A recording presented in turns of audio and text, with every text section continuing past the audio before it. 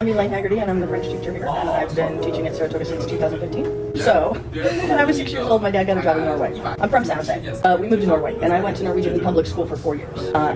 So I just learned how to speak Norwegian completely natively. And so I knew from that moment on that I really enjoyed learning languages, and I had this fantasy that I was going to be fluent in every language on the planet. That would be my dream. But then I kind of set a realistic goal. Well, maybe I could get fluent in 10 languages, which I'm not close to, and here I am, 58 years old. So I always knew I loved languages, and so then I thought, okay, well, what could I could go teach languages, and then at least I'd be teaching something I enjoy. And someone recommended French. At the time, I was fluent in English, Norwegian, and Spanish, but someone recommended French. So I started taking French, and then I went and lived in France. So I got fluent in French. And then I started getting my teaching credential in French. And I discovered as soon as I started teaching that I loved teaching. I thought I loved languages, but I love teaching even more. I said something to my mentor teacher about how come people don't talk about how fun this is. She said, well, not everybody thinks it's fun. Well, then I just knew that was what I wanted to do. Studied Japanese since then. Can't even talk to anyone with a basic conversation in Japanese. I feel really failed at that. I did take a year of German, and I'm better at that because I'm so close to Norwegian. And I've studied a little bit of Italian. I just really want to keep learning languages my whole life. So I'll keep working on it. I do really enjoy people, and I get my energy from people, so that helps a lot. You can be an introvert and be a good teacher, but being extroverted for me, I think, helps a little bit because then I don't have to worry about my energy flagging or anything, because I get energy from the students. So hopefully I'm funny, warm, intelligent. And yeah, I've been teaching since 1990. I would have to say the trips that we take to France, didn't get to start doing that until I came to Saratoga. The department chair at the time was Arnaldo Rodriguez, and he came and he said, Elaine, would you like to take kids to France? Yes.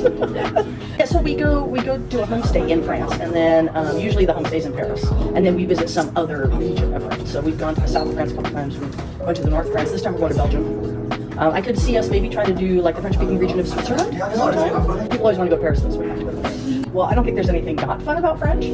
There's all the culture stuff, there's the people to talk about, of course there's all the food. I personally think that French grammar is fun, because I know I'm weird. I try to make my enjoyment of French grammar come across when I'm explaining it. Well, okay, so first of all, there's students that are just there to kind of get their credits. And they're really hard to engage because they don't really want to be there. Whereas if a student has any interest at all in learning French, then I can connect with them on that because I wanted to learn French when I was their age. So I went to Paris for the first time when I was 8 years old. And I remember sitting there listening to people speaking French. And I thought, that is so cool sounding. I want to speak French. So I had in the back of my mind my whole, educational career that I wanted to learn French eventually. So that was, and I didn't actually get to start studying until I was 19. But that shouldn't stop you. You can still get fluent in French. The accent. I was really bad at the accent until I moved there. And then that wasn't a problem. Yes, I had this teacher when I was at San Jose State who just randomly he got assigned for my French class. They didn't have anyone to cover the section of French that I was in. And he came in the very first day, last minute. And he was just super engaging, and he got all of us really involved and kind of connected and stuff. We met every day. That's the thing about language classes. You would meet every day. And then it turned out that he was also the fencing instructor at San Jose State. So after we were done with our French class, he wasn't teaching French anymore, so we all took fencing too.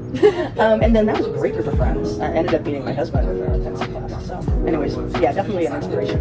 French is a lot closer to modern French than Old English is to modern English. Kids who read the French plays that were written around the same time as Shakespeare have a much easier time understanding than the people who read Shakespeare. So it hasn't involved as much, but of course with any language there's just tons of jargon, which I'm completely out of the loop on. So I'm not able to actually teach that very well. But that's the kind of thing that people will pick up the minute they go live in France. And culture-wise, they really like to hang out with their culture. They've been making wine and cheese for centuries, and they're still making wine and cheese and baguette bread, So I don't know how much it has evolved, to tell you the truth. There's been a lot more immigration and stuff, and we definitely talk about that because there's issues that have come up because of that. But other than that, I wouldn't say there's that much change. I lived in Aix-en-Provence, so I highly recommend that. And then close to that, there's, all of the Mediterranean. The Calanque, starting with the Calanque and then moving all the way to Nice. I think all of those places are worth visiting. So I did not know anybody in the program. It was a program at San Jose State. There were 55 of us from California that were going. It was California State University system. So there were 55 different students that were going to live in Aix to study just from the California State University system. Us traveled together to go over there. I hadn't met any of them before I showed up. Basically we just showed up in LA, got on the plane, and went to Paris kind of thing. Met my roommates and stuff when I got there, and we all just tried to figure out things together. So when we first got there, it was still the closures of August. So we got there August 30th. So for 2 days there weren't any stores that were open. So we had to go to the little corner bodega kind of store to get basic food. But then September came and everything opened up again. So that was the first thing to try to figure out. And then of course we had to figure out how to get to university classes and figure out how basic things like getting laundry detergent for our clothes and where was the closest laundromat and why didn't they have dryers. And then when we tried to hang up our clothes, the neighbor downstairs came up and complained because we didn't bring it out enough, so it was dripping on her. Anyways, all these million little things that you just figure out together. So it's exciting, but also difficult. By the time you got done with the year and you're fluent in this language that you didn't know before you came, then you just feel really accomplished because, wow, look at what we did. Favorite French word. Wow, I'm sure I have a bunch of favorite French words. Bouleversant, which means knock you over, kind of thing. I don't know, it's just fun to say. Bouleversant. I did have a student way back in the 90s who, now to be fair, she was already fluent in Spanish too. Her parents were from Spain. But she decided as a junior she wanted to go do a high school junior year abroad in France. So I had her as like a freshman and a sophomore. And then she went and lived in France for a year. Came back totally fluent. And I was just so knocked over by like what she had achieved. But that was kind of her personality. She was like, and then, and we went to French camp together. And just in December, I had a couple students come back from like my first or second year teaching here. And one of them was really speaking well, and it was because she had gone and done a semester in France as well, so it really makes a difference. I mean, I had to go to France to learn, Lorraine had to go to France to learn, this other student had to go to France to really learn it. But they got their start with me, so I felt like I at least gave them the tools to, forward. Anybody who comes to my class every day and actually does all my work and speaks French and tries is going to get good at French. But it's totally doable. One thing that worked really well for some students is like if they finish the class and then they immediately text their student friend, like they have a partner, and then they and their partner immediately text each other in French every day after class. That was really successful. First of all, everybody speaks fluent English when they come, so they're capable of speaking fluent French, no matter what their personality is. It's just some people are gonna, get more out of like individual study, and some people are gonna get more out of actually talking to people in real life. Well, I love French films, so I would say go watch all of them. Although, and I don't know if it was just the 80s, I started studying French in the 80s. I don't know if it was just the 80s or if it's just French cinema in general, but there are a lot of French language movies out there. They're so depressing. They're so dark, whoever's in the movie dies at the end of it. It's like, I don't want to watch that. I want to watch something funny or, lighthearted. That's why I show you guys those movies. So if you really like French cinema, that's great. You could go watch a million French cooking recipes and you can learn French that way too. And there's a lot of ways. So I try to make sure I go home every night at a reasonable time.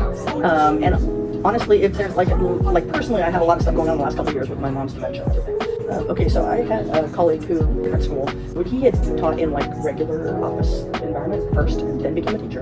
And he thought the absolute weirdest, most challenging thing about being a teacher is that you can't go to the bathroom when you want to. I will admit is very difficult about this job, that's true. But rewarding definitely is just the students who are enjoying learning. That's the best part. No, I really like teaching. Yeah, but I enjoy my job. A lot of people hate going to work. I love going to work. That's a good deal.